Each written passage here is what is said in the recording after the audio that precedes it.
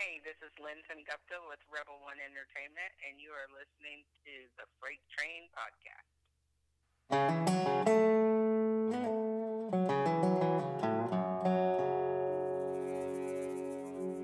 Welcome back for episode 5. I'm your host, Rob Kane, and I hope everyone had a great Memorial Day holiday weekend. I had a great weekend, got to hang out with my family, and let my son play in the pool and slip and slide, and had a great old time. But enough about that. Getting into this week's interview, we are interviewing Lyn Sengupta. Lyn is the founder of Rebel One Entertainment, and she's also the personal photographer to Brantley Gilbert.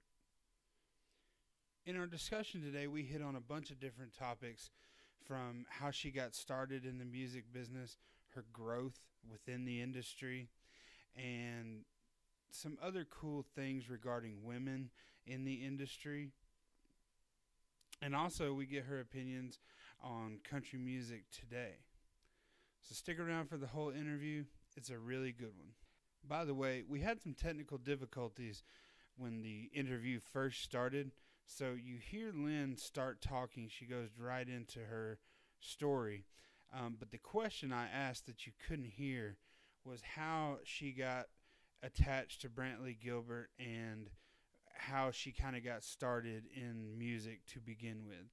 So when you hear her going into her story, that's the question that I asked. Thanks again for listening, and I hope everyone enjoys the interview. A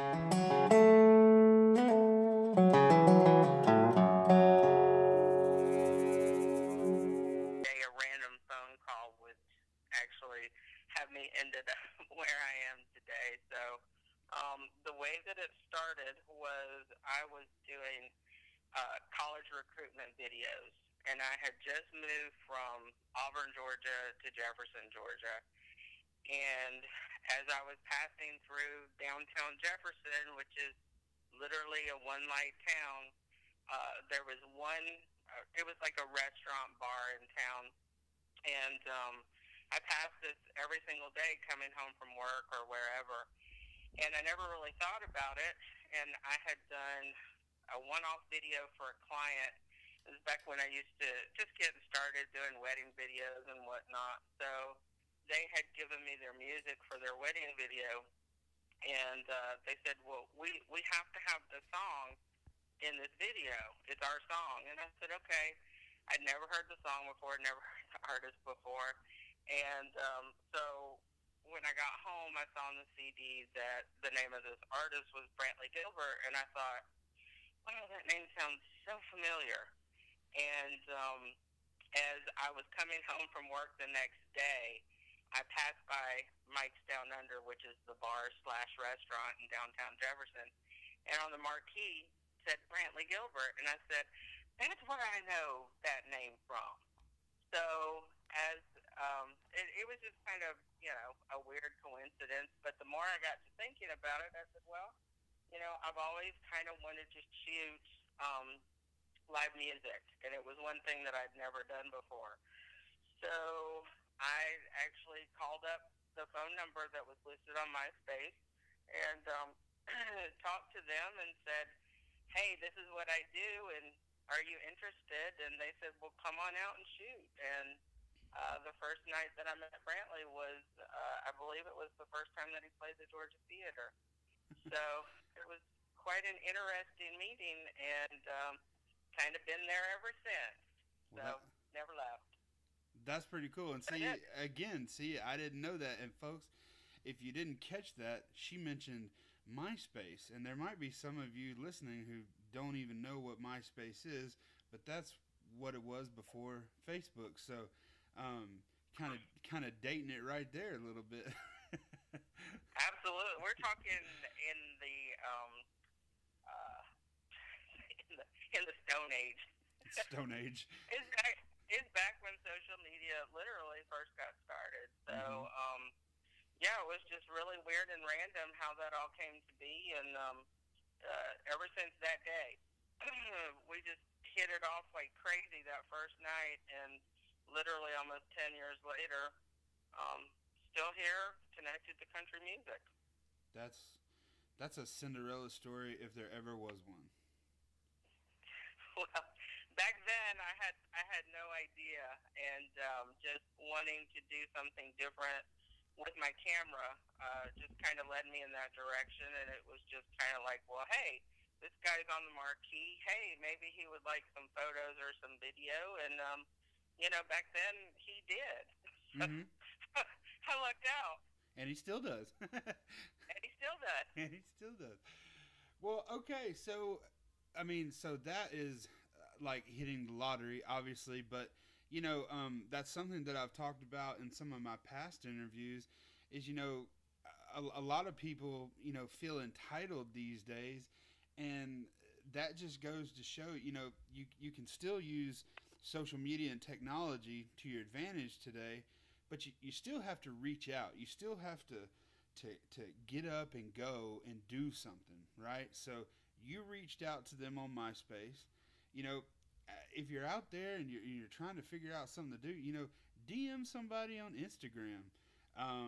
DM somebody on Facebook. I mean, anyway, I don't want to harp too much on it, but I just think that's amazing how even that long ago, that was the same thing. You reached out. They could have said yes or no, and look, they said yes. And look at where it's taken you. Well, and you're 100% right. And you would probably be amazed how many people through social media, when you actually message them, will answer you.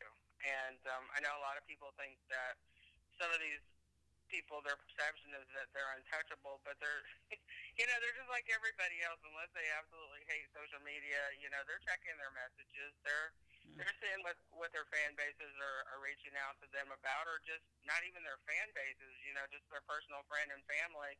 It's a way to communicate really, really quick and easily. So sometimes you go in, you check those messages, and you never do know what you're going to find in your inbox. And actually, really short story, one of the clients that I work with now, Charlie Farley, one of the features on his Bonfire Sessions album was through a social media contact that sent me a video and said, hey, check this guy out. And actually, I thought that they were having me look at somebody else in the video, and I said, well, who's that dude singing with the long hair? It was like, bam. Got in touch with them, said, hey, would you like to come to Nashville and record on an album? And that was it. So you never do know where those direct messages will actually lead you. Exactly. And I've had a couple instances in my own life and situations where I had been emailing someone constantly, and then finally I was like, you know what, I'm just going to DM this person on Instagram, and they wrote me back on Instagram. And I had been emailing them for like 2 weeks. And I think what a lot of people don't realize is, let's just use Brantley Gilbert, for instance, just because that's who we talked about. Brantley Gilbert has the same Instagram that you and I have. The Instagram wasn't changed for celebrities. So they get their messages, just like you said, just like everybody else gets their messages. Now, granted, they're probably going to get a lot more, and they probably won't write you back as often if they, just depending on if they can. But, the point is, they get the messages the same way we get the messages. And honestly, it's probably easier to get to someone than through an email these days, through social media. So, well, it's a direct path, and most major exactly. artists they do have people who just by sheer volume of work hours and being on the road and whatnot, that they're not able to consistently check their messages. So there might be somebody checking messages for them. And even if it's not personally the artist that is looking at the messages, a lot of times these people will forward the message and say, hey, I think you really need to check this out.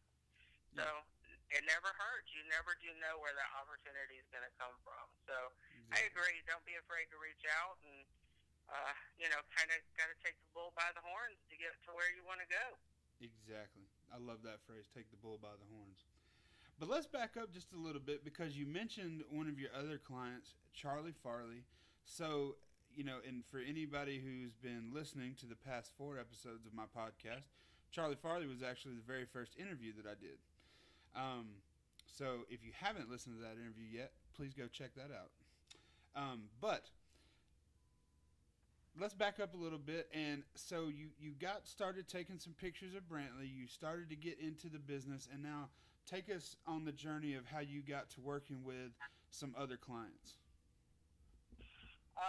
Well, I would have to say that Brantley was a real learning point for me because there were a lot of hats that I actually ended up wearing within, especially those first kind of formative years, and it taught me a lot, and a lot of good common sense, and a lot of the business in general. So going from that arena of being a photographer, getting into being his media coordinator, then to day-to-day management for him, really just taught me a whole bunch of different jobs at kind of one time, and that morphed into working with other clients, either in a management capacity, kind of at first baby steps, and then full-blown, and I still take a lot of pictures of a lot of people, and that part of myself I'll never give up, because that's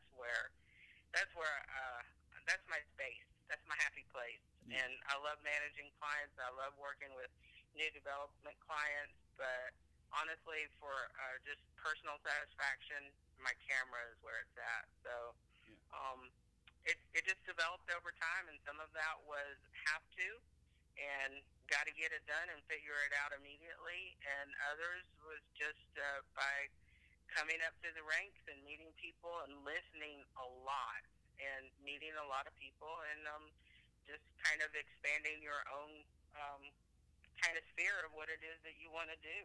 Mm-hmm. That's an amazing explanation. I hope everybody out there listening really soaks that in. That was a whole lot of wisdom in a few seconds right there. Oh my gosh, I said something smart. So again, backing up a little bit. So even before Charlie Farley, actually, me and Lyn, and I touched on this a little bit in the intro, but Lyn and I worked with another artist by the name of Daniel Lee for 5 to 6 years. Is that about right? 5 years. 5 years. I don't. Mm-hmm. What year did we start in? I was trying to think back that today, and a lot of that early stuff is kind of blurry. I know that you came into the picture around the time that we opened up. I say we a lot. That Daniel opened up for Brantley when Brantley played the Classic Center for the first time in Athens, Georgia. So I don't remember what year that was, but I know that was around the time. It was 2010. 2010. Okay. Seems like so much long ago, doesn't it? Or it seems like so much longer, doesn't it?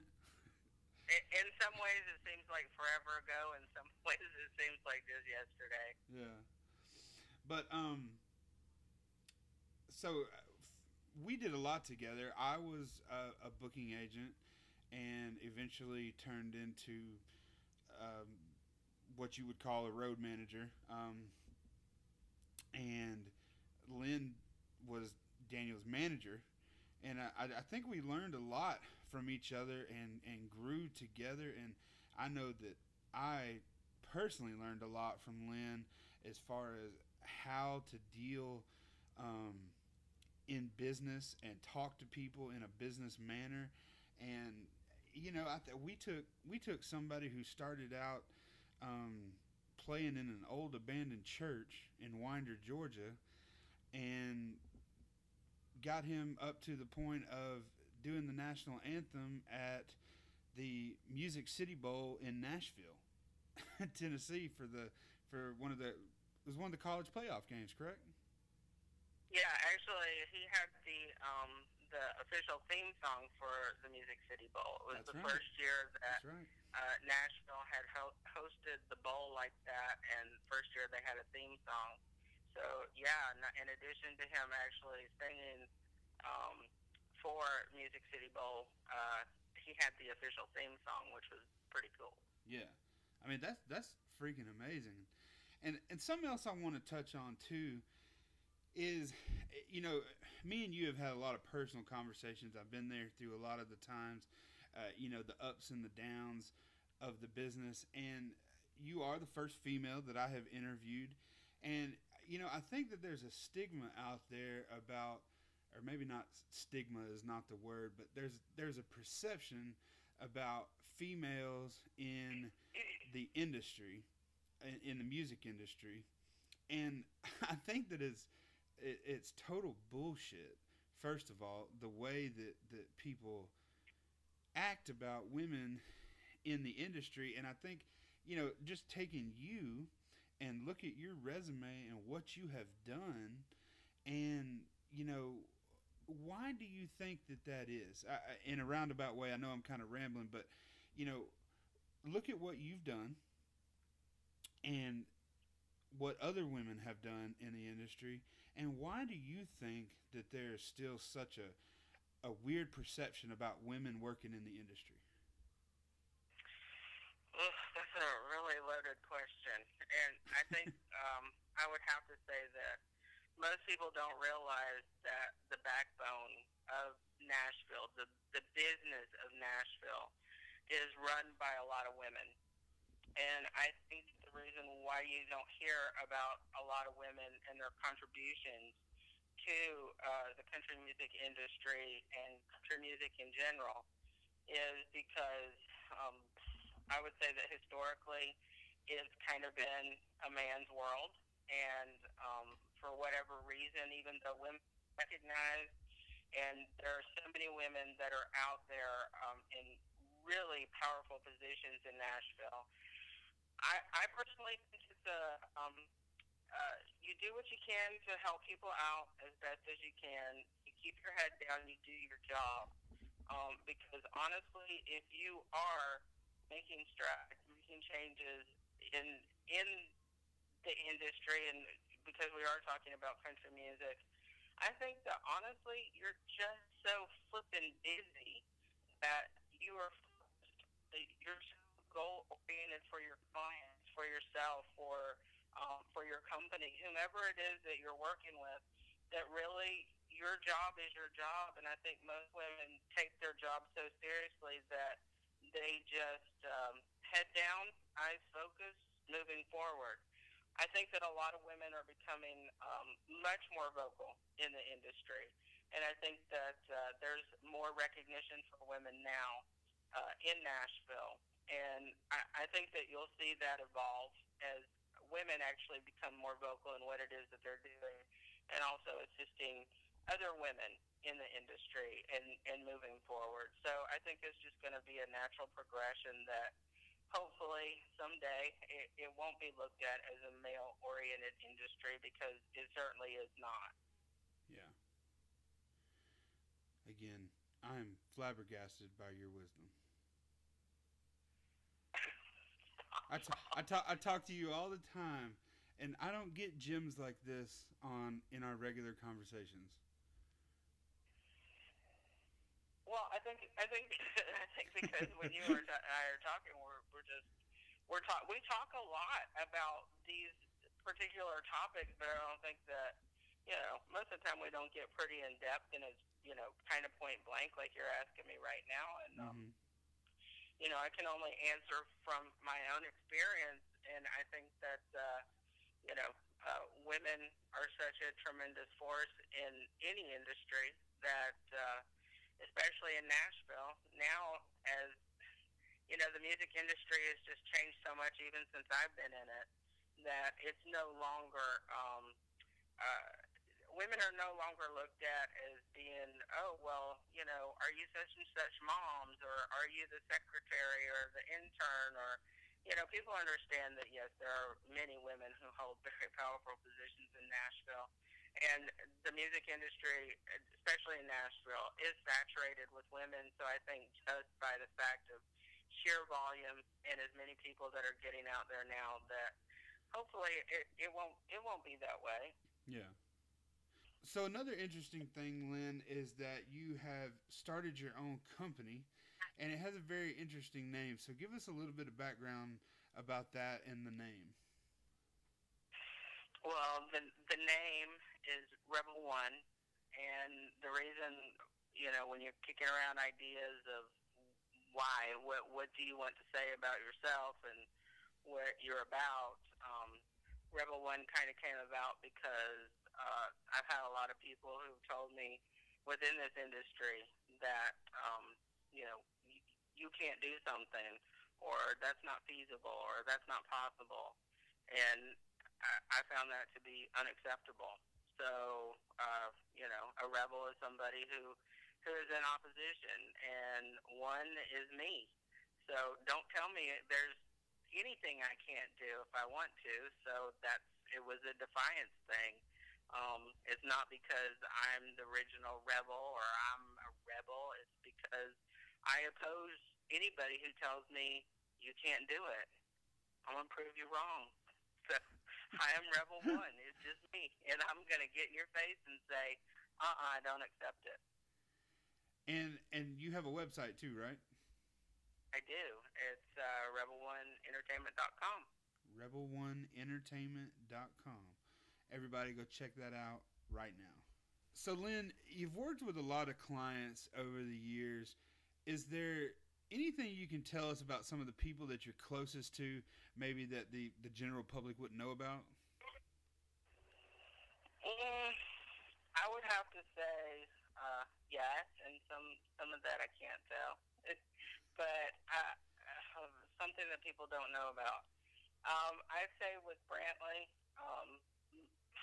well, it's kind of hard to say because he really is an open book. Mm-hmm. But what you see is what you get with him. But he has to be one of the funniest people on the planet. Absolutely hilarious. And he is very sensitive and tenderhearted. He's just a really good guy. But yeah, I would say that his sense of humor, people don't really understand how funny he really is. Yeah, he definitely gives off that badass biker guy vibe. Yeah, and that is part of him. No lie. One time he had finished a show, and I was walking out to the parking lot, and somebody had stopped me and asked me a question. It was kind of dark back there, and the next thing I knew, I heard this pounding across the parking lot, and Brantley literally jumped over the hood of my car and slid across the hood of my car and stood up to this guy that was like 6'5", and Brantley's like, just about 6 feet, and looking up at him going, "What you talking about? Are you bothering this lady?" I'm like, "Whoa, calm down, Kimosaw." But actually, that's kind of like where the whole Bo Duke thing came from. Somebody had actually seen it and wrote on one of the socials, "Yeah, and Brantley Gilbert just totally Bo Duked it across that car last night." But he's very protective and very funny and just very sweet. And most people don't know that about him, but it's true. Mm-hmm.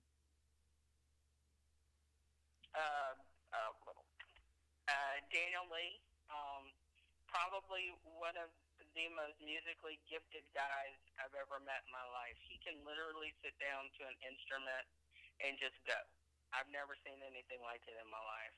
Damn. And Charlie Farley, I don't know what to say about Charlie. He's a clown. He is a clown. And a lot of people look at him and, he's a very masculine guy. And, kind of expect him, I think, to be a little bit on the harsh side because, let's face it, if you ever watched him perform, the dude is intense when he performs. Mm-hmm. But he loves to laugh, and he is just, God, he's such a clown. So I think that out of the three people that I work the closest to, those are probably the things that maybe people don't actually know about them. But they're all really good guys. Well, that's pretty cool. Now, another reason, or the main reason that I wanted you to come on the podcast is, number one, I think your story is very interesting on how you got into country music. And, myself, I think my lucky stars, I was kind of in the right place at the right time, and I got associated with you. Number one, because I feel like, you're a lifelong friend. We've definitely been friends for the past, 8 years. And we we pretty much talk all the time. I mean, I talk to you as much as I talk to my fiance and my mom and everybody else. We've just become that close of friends through our love of music and everything else. And another thing that I want to highlight on the little mountain that I have here is all your accomplishments. I think it's truly amazing. You know, um, a nice, humble woman from Jefferson, Georgia, and the accomplishments that you have garnered so far. And I think there are many more to come. But if you would, for a minute, give us a humble brag and kind of list down some of the things that you've gotten to accomplish. And I'm going to start off the first one and one of the most recent ones. But your photography was featured in People magazine. A total surprise. Yeah. Honestly, a total surprise. Wasn't expecting that, and that was very, very cool. Um, I don't really know what kind of accomplishments you'd like me to list. Oh, Lyn, come on. Well, I mean, I can give you, like a short resume of what I've gone out there, but basically, album credits. I've shot a few album covers, did art direction.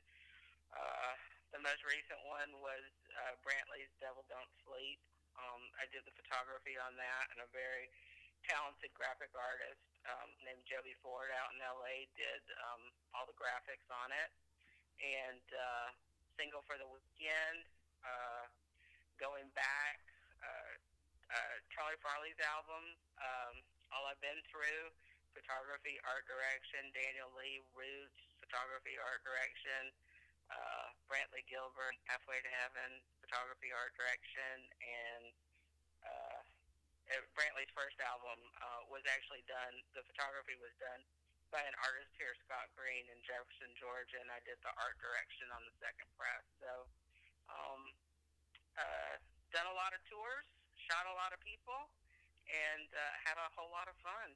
Yeah. And not only all that stuff, people, but your work has been featured on billboards. Your work has been featured on the 18-wheelers that haul the stuff to and from Brantley's shows, right? Your work has been featured on, they have a different name, but the huge backdrops behind artists when they go on stage.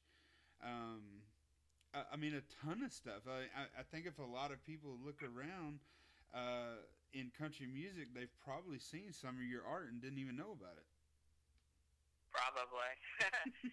The video work on, some of the video work, I should say some of the video work on the Take It Outside tour, Devil Don't Sleep tour.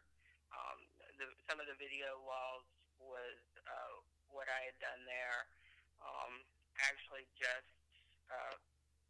kind of in the process of talking about a new project for Brantley that I'm super duper excited about. And I would say that the other thing probably that I'm most proud of as far as photography besides on the music side was I had actually won Best Sports Photographer, journalistic sports photographer in Georgia. And that was when I was first starting out and had no expectation whatsoever that a newspaper would hire me, let alone win an award for the sports photography, since I wasn't really a sports photographer, but that was pretty cool. And I give all that credit to my camera. Oh my gosh! See again. Old trusty. See again. I've talked to you 1.5 million times over the past 8 or 9 years, and I never knew that. Really? I never knew that. Well, surprise. Lyn, one last question for you right here, and this is something I kind of ask everybody. Um, where it's a big debate now in country music. There's the ultra pop country, right? There's what Jake Owen has now morphed into, and what a lot of Luke Bryan type stuff is. Um, so there's a resurgence of the old outlaw stuff coming back too, the Chris Stapletons and the Sturgill Simpsons, stuff like that. Where do you think the future of country music is headed? Well, I think that first of all, I would just like to publicly say I am so sick of people saying that's not country. Um, Not coming from a country music background, but when I actually think about it, when I was a kid, country music was playing in our house all the time, just like R&B was playing all the time. And coming up, I listened to everything, and my mom encouraged me to listen to all forms of music, opera, soul. I mean, it didn't really matter. And I think if you actually look at the origins of country music is nothing but a story. It is a lyrical story of somebody's life. Bottom line, either what they've experienced, how they've lived, people that they know. And I think that no matter how it's delivered, as long as it is lyrically a story that talks about somebody who is from an area that is not set in the middle of a city structure, um, you can actually be from the country, live in the city, and still be able to sing about your country life or even just the values that were established from where it is that you came from. So for me, I don't.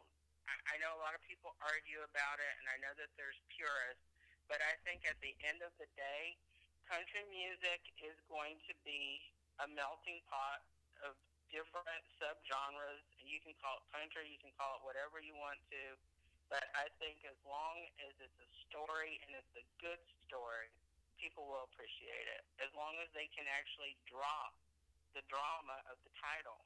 Mm-hmm. So I think people just appreciate a good story, and if they can open their minds to all different kinds of delivery of that story, it's still country music. Mm-hmm. It just comes in a different package. So I think that I think it's just going to be a big old melting pot Yeah. because it has to be. It's Yeah. evolving.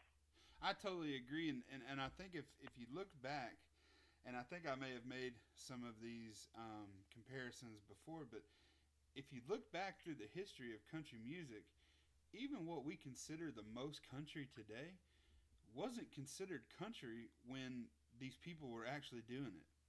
Um, Willie Nelson and Merle Haggard, when they were coming up, when they were younger, what they're famous for, Willie Nelson definitely started clean cut country, but when he moved out to Texas and grew his hair out long and became the red haired stranger, what he was doing was not considered country music. And I think he would probably be the face of country music today. I mean, I don't think there's anybody you can say Willie Nelson. They're like, oh, that's not country music. And you fast forward a little bit and you move. Garth Brooks, Shania Twain was not considered country. It was pop in the '90s. And now I don't think there's anybody that you could say would not be, would not consider those artists country. Um, I know myself. I personally like some Sam Hunt and some Florida Georgia Line. My fiance, on the other hand, can't stand Florida Georgia Line. But to me, that doesn't make it not country, like you said. Um, I've actually met Tyler Hubbard, and I think he's one of the most country dudes that have ever walked the planet. Um, but again, to reiterate your point, I think it's where you come from and the experiences you have as you're growing up. And I think another thing a lot of people have to think about is, you know, Merle and Waylon and Johnny Cash, they didn't have a lot of their influences growing up were in their music, but you have to think about who those influences were, right? So a lot of people give Florida Georgia Line a lot of crap about partnering up with the Backstreet Boys. But you got to think, what were the things that were forming the musical opinions of Florida Georgia Line as they were growing up? The Backstreet Boys were super popular, famous, while they were coming up, right? I mean, rap. People, call Thomas Rhett the new Bruno Mars of country. Um, but you got to think, what was inspiring Thomas Rhett as he was coming up? So, again, to reiterate your point, I'm saying all this because I think you're exactly right. Country music is a melting pot of a bunch of different things. And I think it all comes back together at the end, and it's still country music. Well, I think that one of the examples that I would actually like to leave you with over this whole argument, and you had mentioned Chris Stapleton, who most people would say, Chris Stapleton is the savior of country music. I think that Chris Stapleton would probably say, no, I'm not. But if you look back at the award show when Chris Stapleton and Justin Timberlake did their thing and literally completely just shook the core of, I think, of music in general. If you look at that, and Justin Timberlake, one of the biggest pop icons of the world, and Chris Stapleton, the new savior of country music, up there jamming together, doing their thing, and taking both of their individual songs and putting them together to create something that I thought was just so spectacular. But at the end of the day, was Chris Stapleton singing a pop song, or was Justin Timberlake singing a country song? I think at the end of that performance, nobody really cared what each other was doing. It was a seamless transition into each other's world, and they both did it so beautifully. But at the end of that performance, and people had their jaws on the floor, if you actually went back and kind of picked it apart, Chris Stapleton was jamming on a pop song, Justin Timberlake was jamming on a country song, and at the end of it, it just told a really good story. Mm-hmm. So I think people just kind of need to get over themselves as far as what's really country, because if Craig Stapleton can get up there and he can freaking throw it down with Justin Timberlake, and Justin Timberlake can throw it down with Chris Stapleton, who cares? It's just freaking awesome. Enjoy it. Boom, people. Boom. Mic drop.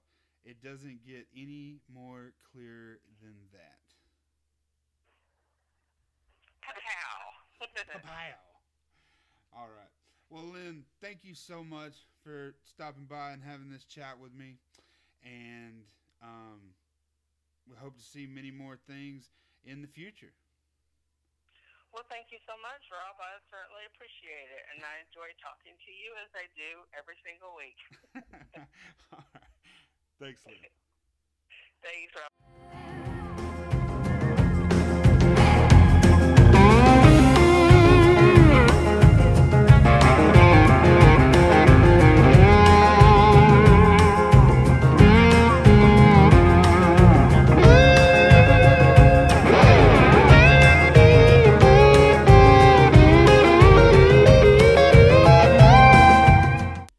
Guys, if you stuck around to the end of the interview, I want to say thank you very much for listening. I hope you enjoyed it.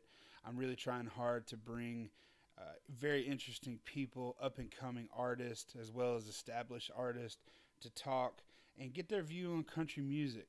So if you have any suggestions on who you would like to hear, comments, or anything you want to say about what I'm doing on the podcast, please hit me up at freighttrainpodcast@gmail.com. And I'll do my best to get back to you as quick as possible. And yeah, man, I hope that everybody has a great week. And I'll see you every other Tuesday when the Freight Train podcast drops. Have a good week, y'all.